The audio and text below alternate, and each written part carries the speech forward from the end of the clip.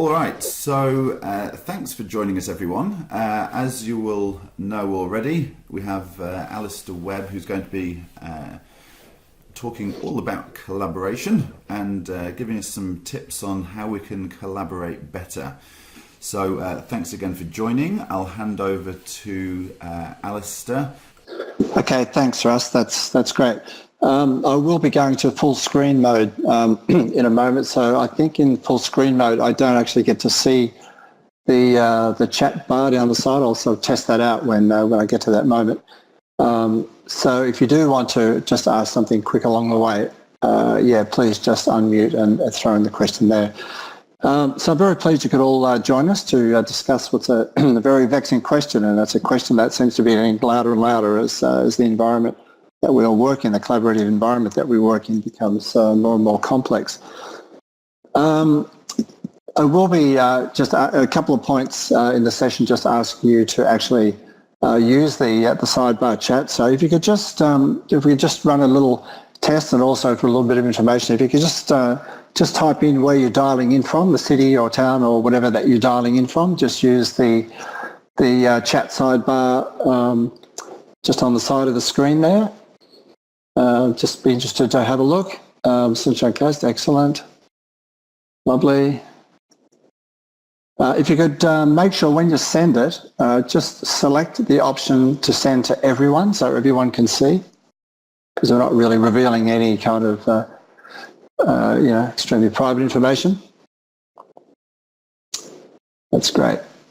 Okay. Lovely. Thanks very much for doing that. If you haven't already done so, please do.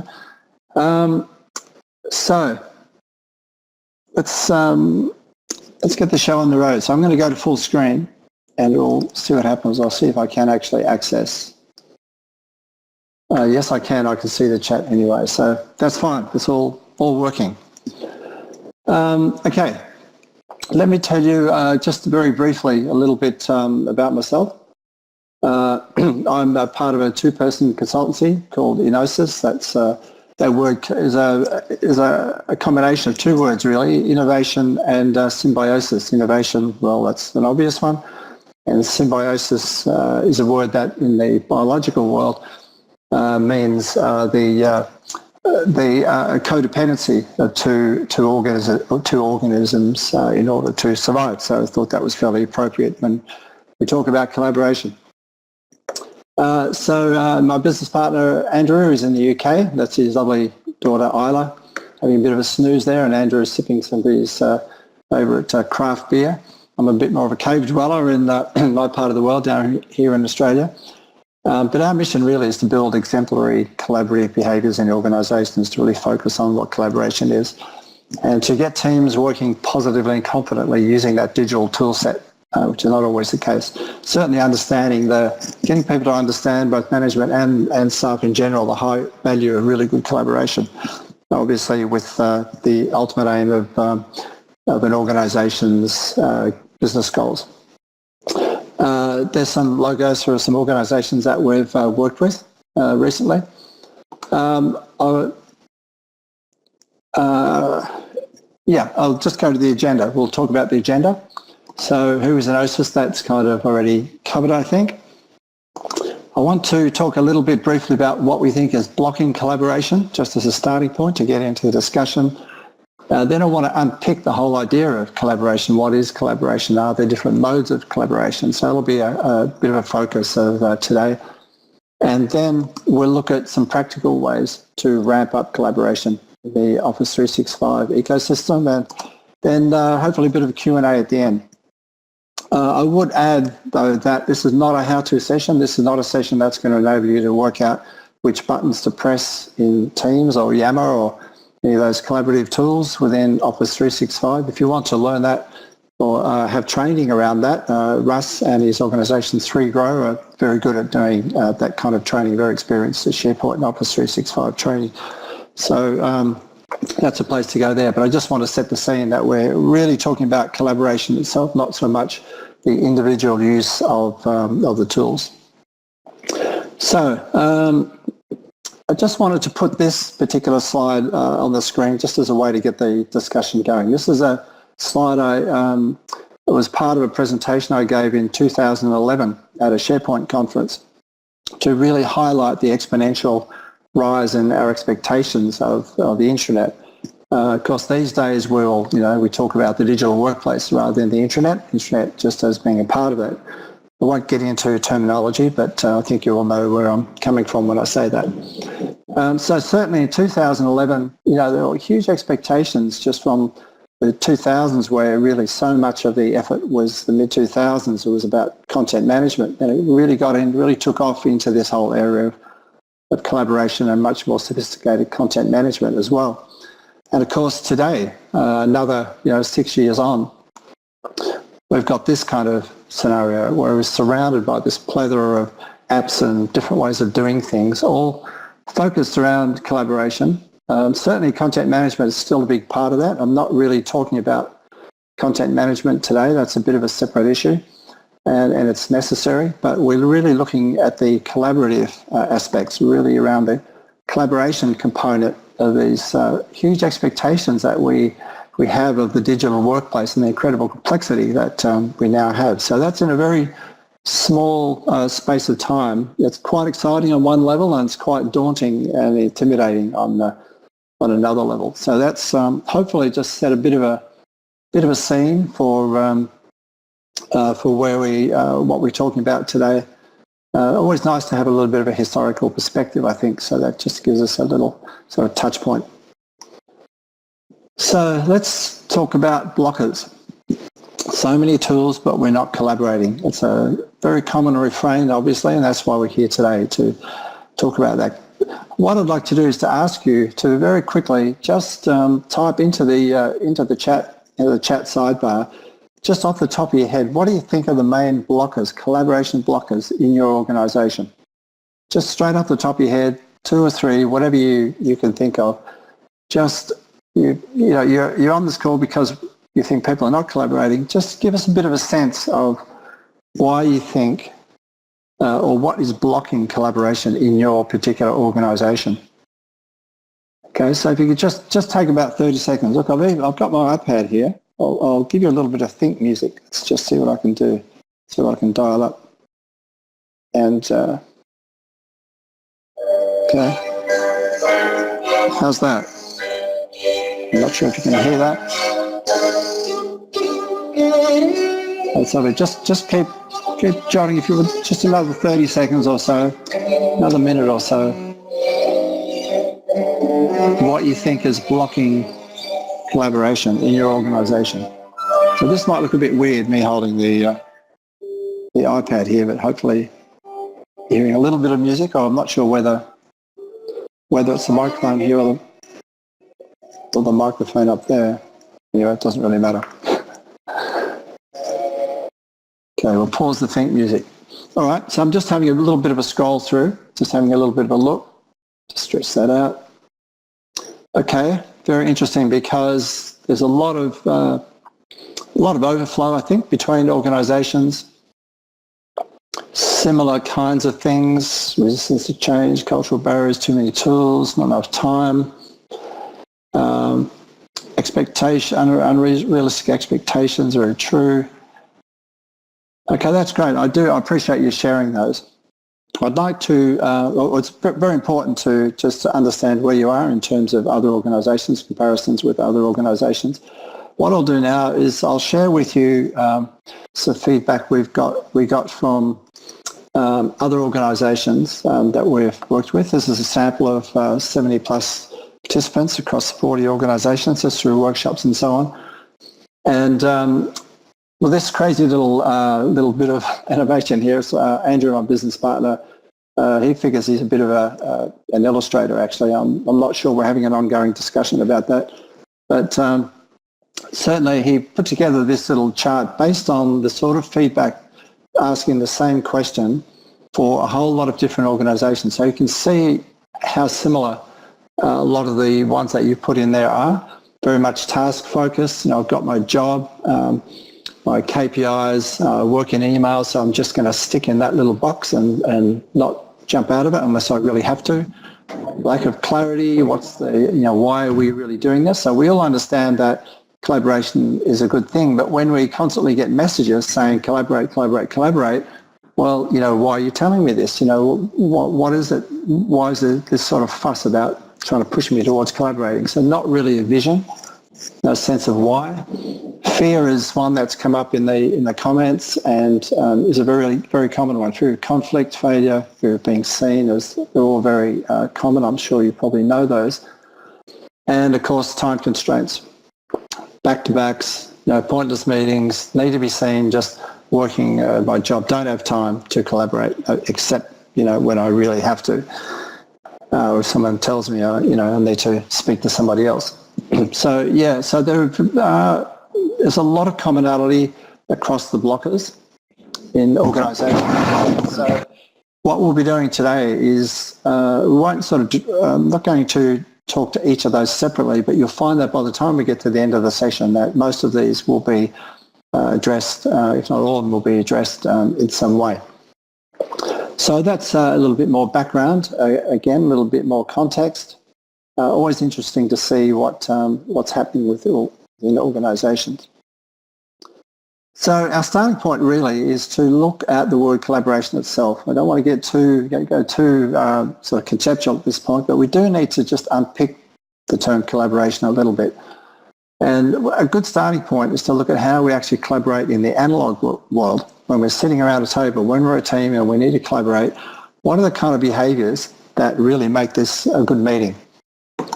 So I'll go through a few. So we feel we can be honest and open and not judged. Open is a word that comes out a lot in anything to do with any discussion with collaboration, as we'll see as we go. Ensuring equal speaking and listening. So this is not about each person has their 2 minutes of fame where we go around the table and you've got your 2 minutes, talk about what you've been doing, talk about any issues, whatever. It's not about that at all. It's about having an open discussion. It's flowing in its own way, but just making sure that the people who are not contributing do get an opportunity to contribute, and those who are perhaps contributing too much spend more of their time listening rather than just speaking. So we're not the powerful speakers to override the quiet speakers, and we want everyone to listen just as equally as they do to speak. Bringing outside ideas into the discussion, really important. Diversity of thought goes a long way towards a successful collaborative team, not to mention innovative team. We want to recognise to the room the contribution of others. Open recognition is really important in a collaborative team. Instead of reporting out, inviting stakeholders in, so much of a team's time can be taken up with just reporting up through various management structures. Now sometimes we have to if the business culture is not that mature and that's the way it works. If it's very bureaucratic, sometimes we just have to do that. But the option really in a team that meets around a table is to maybe invite the stakeholder in when they're actually having a discussion about the topic that works for them, so that they're part of the discussion. It just really opens their collaboration up to a really large degree. And always looking to improve what we do as a team, right? It's probably a given, but we need to always, a good collaborative team will always have that top of mind rather than bottom of mind. Really important to keep that. So that's what happens in the analog world. That's how we have a good collaborative team. There are other elements as well, but we'll just sort of, I think that covers, probably the bulk of what we need to talk about. So let's now look at what collaboration looks like in the digital domain. So this is typically what happens when we roll out a social collaboration platform. We encourage people to post questions, seek answers, supply answers, there they all are. We encourage people to use it to meet their immediate needs, and it's really all about solutions. So I need to know the answer to this, so I'm going to go on to onto the social platform, onto Teams or Yammer or whatever I've got available there, and I want this to help me do my job faster, and that's great. That's a good motivation. We can summarise that in a few ways. We can say it's very task-centric. I've got a task and I need answers or questions, or I have questions or whatever. to do with this task. It's really about pulling knowledge from the network. It's not so much about pushing knowledge out there, unless you want to answer a question, supply an answer to someone, but largely around pulling knowledge from the network. What can I gain? What knowledge can I gain to help me do my job, get my job done? So it's very me-focused in that sense. It tends to be driven around tools. So the tools get rolled out and you say, okay, now you've got tools that will enable you to ask these questions and to do your job more effectively, rather than any discussion about conversations. So at Innosis, we call this passive collaboration. It just supports standard or expected work practices. It will definitely give you an uplift in productivity and efficiency and so on, but it tends to be incremental. It's just helping you to do your job. It's not like game-changing. Excuse me. So what happens when we actually need more than just answers or expertise? And we call this active collaboration. Active collaboration isn't just about questions and answers and that sort of interaction, getting your job done. It's actually about pushing knowledge out. So instead of just consuming it, how can I improve it? How can I make it more valuable to the organisation?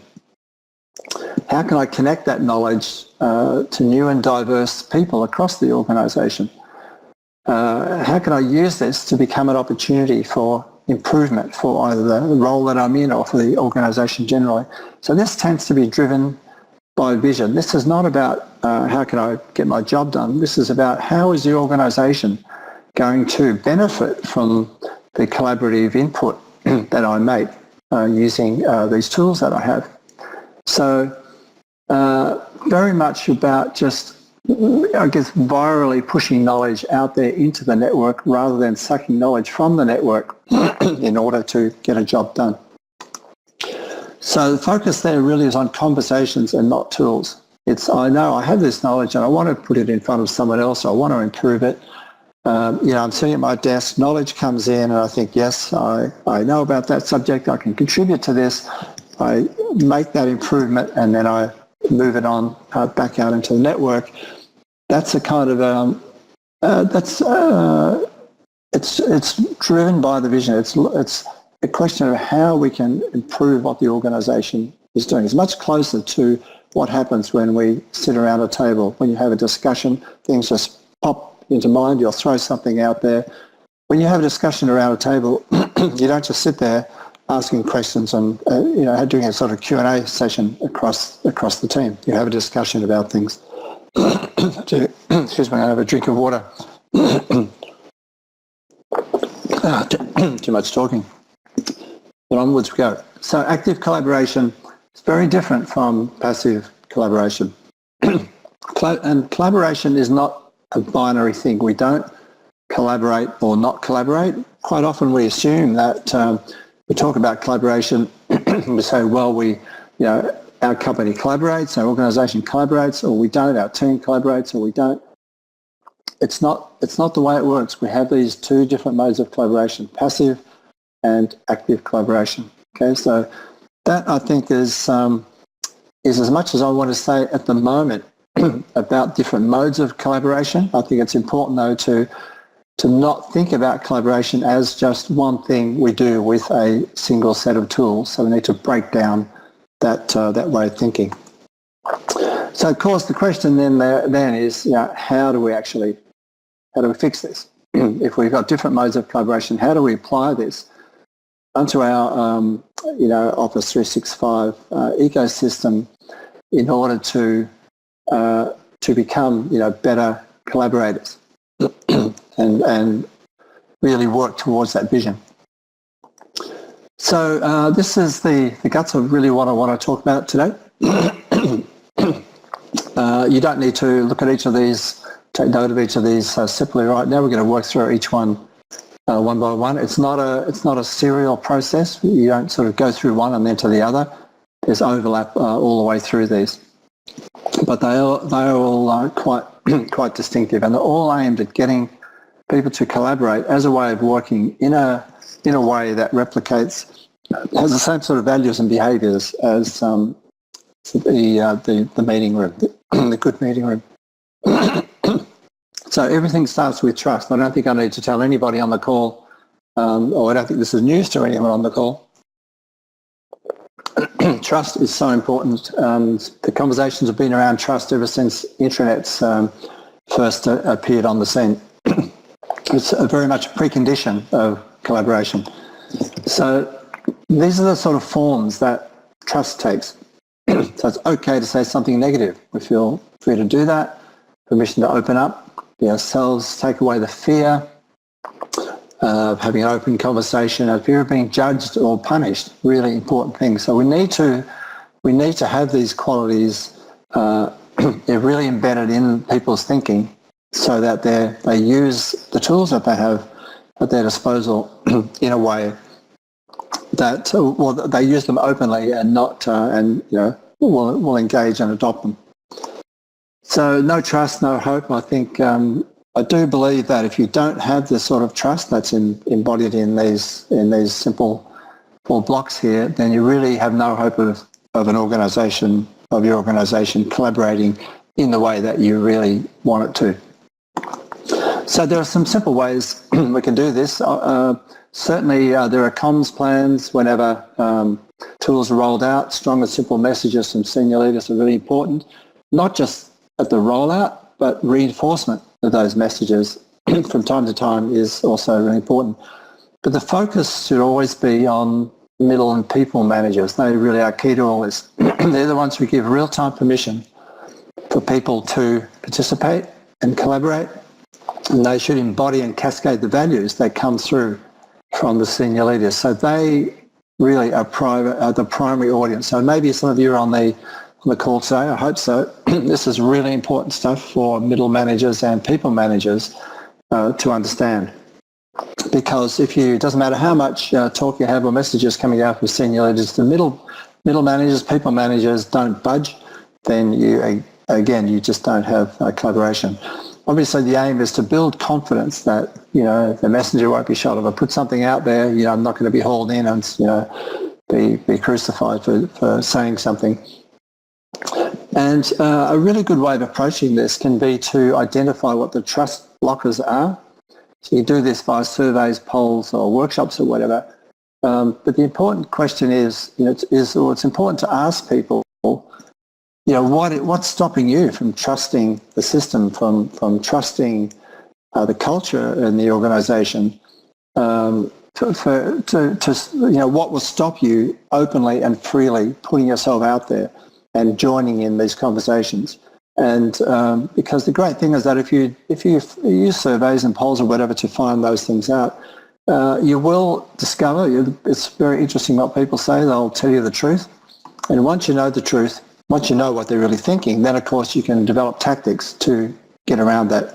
So it's very important to take the time to understand what are the trust blockers in an organisation in order to develop some tactics that can address them. So the second point is setting a vision for collaboration. And, when we first started talking about this, and most people say, well, why would you have a vision for collaboration? Collaboration is just something you do. Well, the vision, of course, is, it's a reason we do something. And this is typically the reason that we are given, handed to us when tools are rolled out. We want you to be able to collaborate more effectively. Here's the Office 365 suite. You've got some fantastic tools. You all have different ways of doing things, so just go ahead and collaborate. Do great things. In a sense, I guess the subtext is you've really got no reason not to. And of course, that's a bit of a fallacy, so I want to stop that one right there. Really, we need to be asking a different question. We need to be asking, what's the primary compelling reason we should change the way we work? Because we're asking them to make a big change. This is not just an incremental change. We're asking them to embrace Office 365, right? So with all its warts, and it's a bit of a beast, so we're asking them to really take on a bit of a challenge. So we need to give them a really strong, compelling reason to do that. Now, I just want to look at some logic at this point. Okay, so typically when a platform is rolled out, tools are rolled out, like Office 365 tools, we say, okay, we need to get engagement happening. We need to think of ways to get people to use the tools, and that will give us energy And once there's energy, then, people will develop a purpose. They'll really find the business purpose. And, that's the way it sort of flows. So I want to flip that around on its head. And I think this is closer to the reality. If you give people a purpose, if you give them a really strong vision that they can understand and can believe, that will generate the energy, and that energy will drive engagement. Okay, because this is how it works in the when you come to business visions, to the vision of the business. Let's just put collaboration aside for one moment. We talk about what's the business vision. We do have a business vision, and senior management want that to be the reason that people do their jobs. And what we do typically in an organisation, we say, okay, if I'll just pull these two dot points just out of the blue, say we want to sell innovative products or improve customer NPS, what we typically do is we drill down and we say, okay, how do we interpret that in our part of the business? Maybe in my team, we can release the creative potential of our team. Maybe we can create a smarter customer feedback loop in terms of NPS. Learn more from war stories and just make sure we never allow a customer inquiry to go cold. We take that vision and we drop it down into something that works for our actual team. So we're using the vision as the motivator to give us the energy in order that we engage with what the business wants to do. So really it's no different to what happens at the business level every day. So really we should be saying, okay, question is we need to use Office 365 as an enabler in order to, and these are just some examples, but obviously, for your particular part of the business, wherever you are, to think in these terms. So give collaboration a purpose. Give the tool set a purpose. If you give it a purpose, one that people can understand, then you start developing some energy behind the use of that, and engagement will follow. I'm not saying don't use other methods at all. Don't sort of stop what you're doing. But think of it in these terms, and maybe that will adjust your approach to how you actually offer those tools to your workforce as a great collaborative addition. Third one, well, we all know this. We all know that conversations are the root of collaboration. We have a bunch of tools that are great for it within the Office 365 tool set.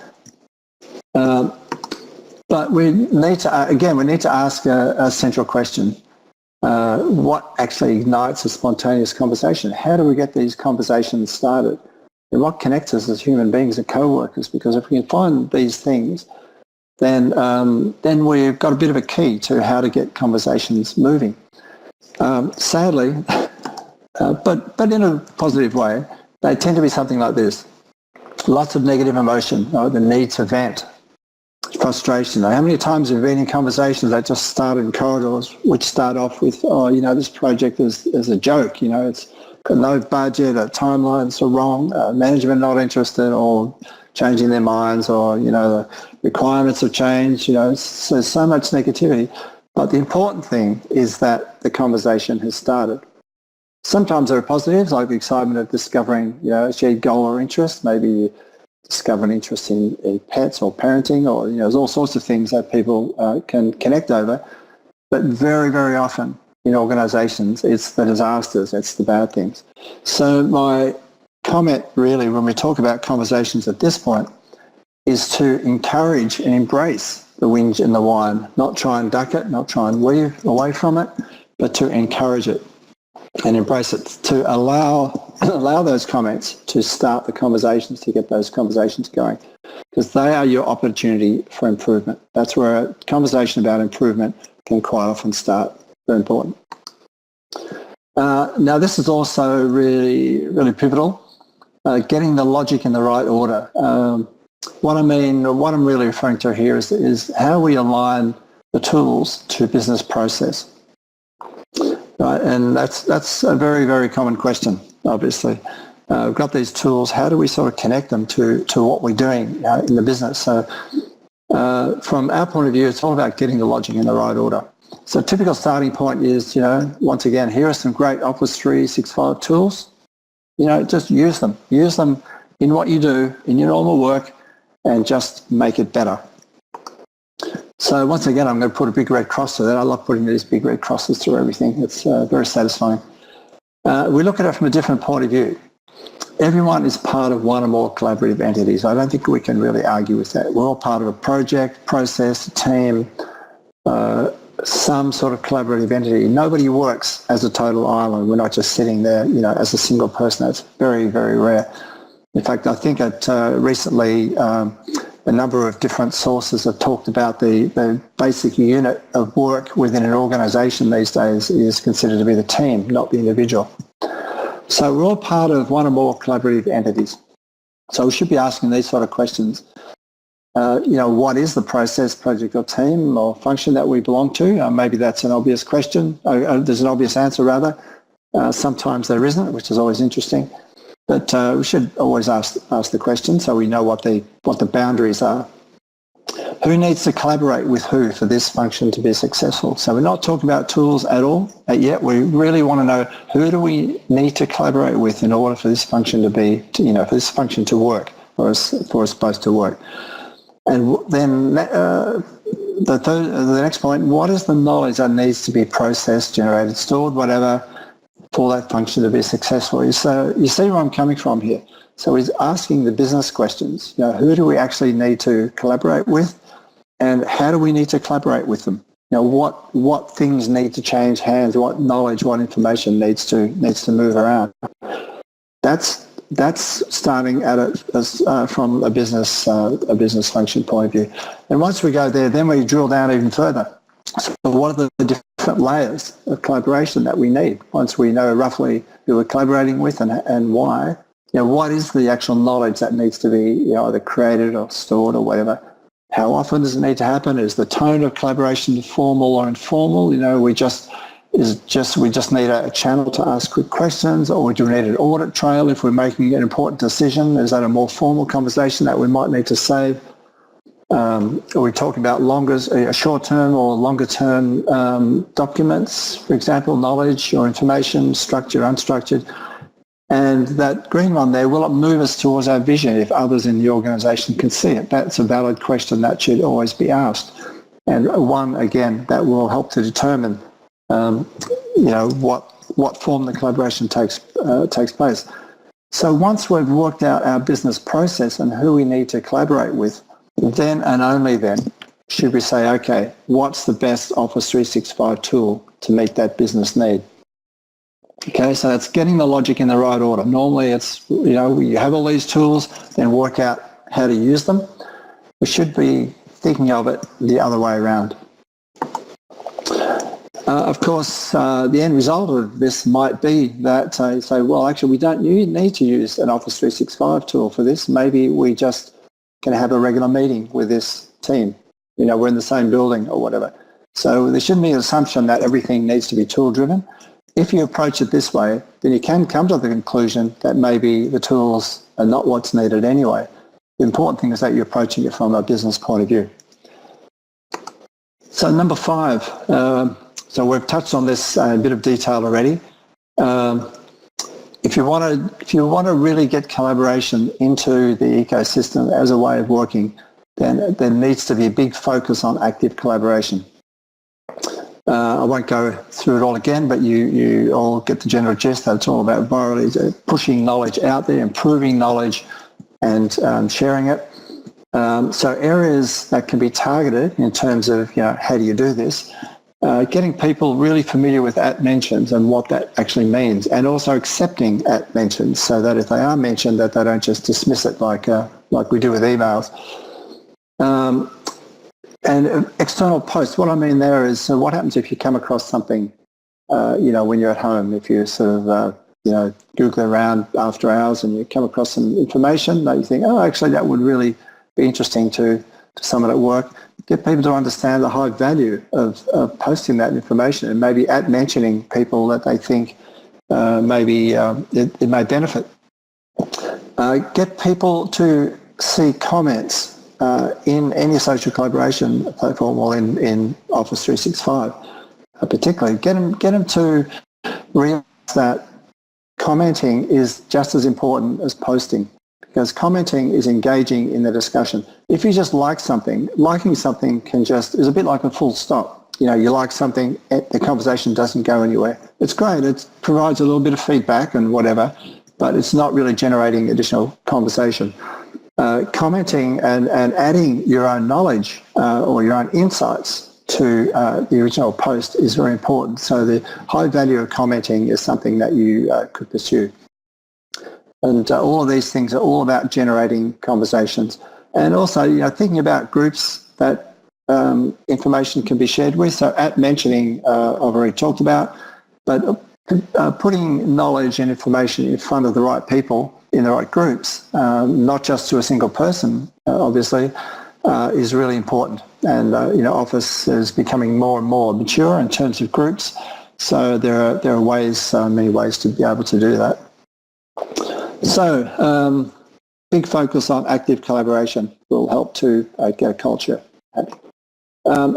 Just in terms of this, it's always good to tell a little story, and I would like to just mention Terence Town. He's an Australian guy. He's actually he won the equivalent of the Nobel Prize for mathematics. I think it's called the Fielding Prize. And he's just a brilliant mind, and he's working in the US. And I read an article about Terence in the New York Times not that long ago, just stumbled across it. And it was very interesting because his colleagues were asked to describe his qualities as an innovator. And these are the sort of things that they mentioned. So this is taken straight from the article. And I looked through these and I thought, wow, this is actually not his qualities as an innovator. This is what makes Terence an exemplary active collaborator. So you look at some of those things, they're documenting his progress, just sharing, part of a network, always communicating. This is a picture of just an amazingly good, exemplary, active collaborator. Obviously, he's a brilliant mind. I'm not saying that, you know, he's an incredible individual, but just in terms of the article and the way they talked about him, I thought that was very, very pertinent. So that's a great example, a very top-level example of someone who really uses active collaboration about as well as you can. And so much of it is about generating conversations. He's an innovator, always enjoys conversations, and Terence is no different. And these things all generate conversations. So we'll leave Terence there, and we'll move to the sixth of these steps. So this is what I think is probably one of the most frequently asked questions of 2017. You know, what should I use when? You've got all your Office tools and put them all there. Some organisations, maybe yours, also have products like Slack and Dropbox and whatever, Chatter, you know, these things thrown in. So the big question is, what should I use when? Now, typically in the past, this would be called a function of governance. But I want to just talk very briefly about governance and maybe repositioning governance as guidance. Governance is very much about, it has its origins in IT. So back in the day, you know, all of about 7 or 8 years ago, applications or platforms were rolled out, and people could put rogue code into pages and into various elements of those apps, and also just overload them in different ways. So really, it was a survival activity for IT, to define what you can and can't do, because they had to protect the platform. They didn't want the platform that, platforms can't fall over. So governance was something that was put around platforms in particular, and sometimes around content management, because some things needed to be stored in different ways. But it was very much, a case of this is an era where people can do, bad things. But now we've moved along to 2017, and most of these apps are pretty robust. You can't really do that much to upset them or to make them fall over. And so people are not really looking to, take them, make them do what they can't do. They're really just trying to fit them into what they do. So I really strongly recommend you stop thinking of governance per se, and start thinking about guidance, because guidance is sanity making. What should I use when?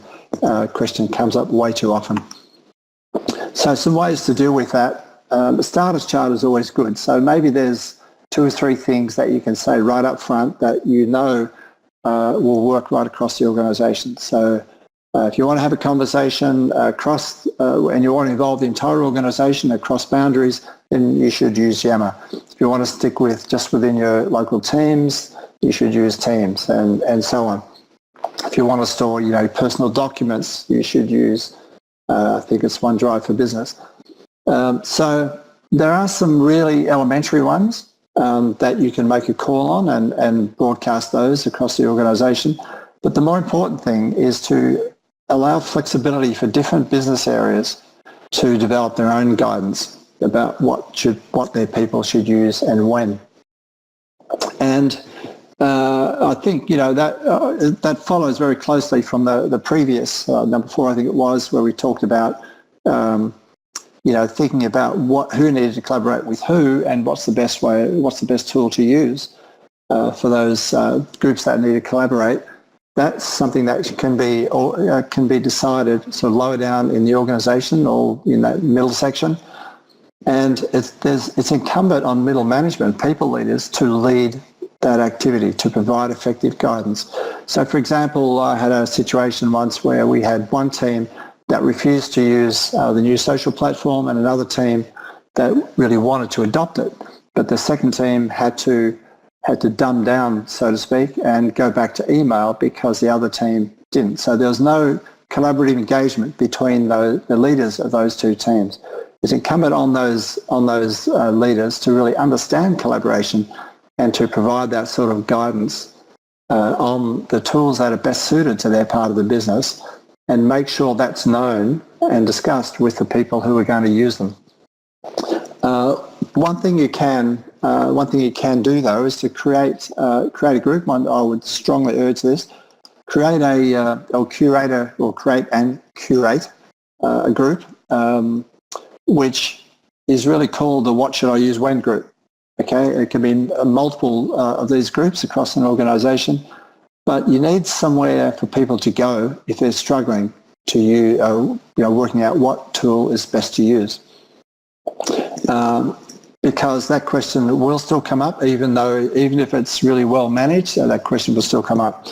So use that group, give people an outlet somewhere they can actually ask that question, and it needs to be curated so that people don't ask questions and never get answers. It needs somebody to look at that and to pick up, the baton and get a decision from, team leaders or work group leaders if there are substantial, or at least alert them to any substantial issues that people are having in relation to the tools they're using or not using. So finally, managing ongoing progress. So we want to, with anything we do within an organisation, we want to be able to monitor it, see how we're going. I've got a list here of 9 behaviours that we believe, based on the work we've done, will sustain collaboration. Okay, they're all related to the points that we've gone through. Now, this is not set in stone. This may be different for each organisation. I'm not expecting you to memorise these or to necessarily use them as, the 9 commandments or whatever. And they're flexible, but you need to have a list of behaviours that you believe will sustain collaboration in your organisation. And the reason you do that is because you can then begin to measure how those behaviours are tracking. So, for example, using the ones we have here, I haven't got them all here, but we can look at each of these and we can run a diagnostic. Right? So it's a diagnostic is a very simple thing. You just say, for each of these behaviours, how are we going? Just rate our journey from 1 to 10. So our senior leaders are regularly reinforcing the messages that they want, a more open conversation-based way of working. And the important thing there is they're regularly reinforcing, not just sending out the message once, but regularly reinforcing in some way. Are they doing that well? So maybe they get a 2 or maybe they get a 6. And, if we look at one of those sort of bit more grayed out there, number 4, staff feel safe posting, commenting, etc. How safe do they feel? So you rate those and you run that diagnostic about every 3 to 6 months. And, you rate them from 1 to 10. We're going from 2 to 4 this time. And if we're stuck on something, well, then we know we have a bit of a problem. Who should actually do it? This works best around smaller teams or work groups. It gets a bit too averaged out if you start taking it higher up in the organisation and encompassing larger numbers of people. It really is something that should be run reasonably locally. So that's important. This is nothing to do with user stats, by the way. User stats are what people are doing using the platform. That's just data, who are we contacting, what tools we use, are we responding, who's posting, who's commenting, and all that sort of thing. This is very different from that. This is saying these are the behaviours that we believe are highly valuable to the organisation, and how are we tracking with those behaviours. And any of them that we're stuck on, let's call them blockers, the behaviours that just aren't improving, okay, once we can identify those over a period of time, and once we identify something, of course, then we can start looking at what an action plan might be. So develop a strategy and tactics for each of those behaviours. So senior leaders are not doing it. Maybe we should look at how we can influence them to get them to reconsider that and help us out and to push those messages out a bit more, that kind of thing. Always work within the circles of control and influence. So it's a bit of a no-brainer, but not everybody's been made aware of this. Look at what you can actually control, what you can influence, and anything that's beyond control and influence, then really you shouldn't lose any sleep over it. But anything you can control, typically around your own team, is very important that you do that, and sometimes you can influence things. So maybe you can't, you don't have a direct line to senior leaders, but maybe your own team leader or your own work group leader may have a bit of an opening, so you can talk to them and get them to push the message up, or so on. Get the general gist. To always work within what you can and can't do. I think that's very important, because you don't want to give people a mission impossible, if I can put it that way. So that's very briefly the 7 steps to establishing collaboration as a way of working. We've gone through each of those, and that gets us a lot closer using the virtual tools that we have in the Office 365 suite to get closer to that, the analog world of what happens when we actually sit around a table and, work as a collaborative team. The last little piece of this, just spent a couple of minutes on, is the connection to innovation. The most common question we get relating to innovation is people saying, how do we get our people innovating? So the very quick answer to that, and a really good answer, I think, is, well, typically we see this tool set as our collaboration tools, but if we change our thinking and say, okay, let's not think of them as our collaboration tools, let's think of them as our innovation engine. Right? Let's just have a different starting point, put a different perspective around it, because collaboration and innovation start at the same place. They start with conversations. Innovation is very conversation-based, obviously, bringing together, diverse ideas, and collaboration we know about, we've talked about. So there really there's such a huge overlap. So you can think of collaboration, in a way, as the fuzzy front end of innovation. Now, this is a term that was used by Professor John Besant, who's an innovation guru in England, University of Exeter, and I love that term. I think it really identifies the role of collaboration and innovation very, very well. So it's the fuzzy front end of innovation, and it doesn't cost you any more money. Right? You get collaboration, right? You get the conversations happening. You've already started down the innovation journey. So you might also, this is a bit of a long shot, I just thought I'd throw this in there anyway. You might consider calling your community manager or innovation manager. Okay, it's just all about change of perception, just giving a little bit of extra vision to the tools that people have at their disposal.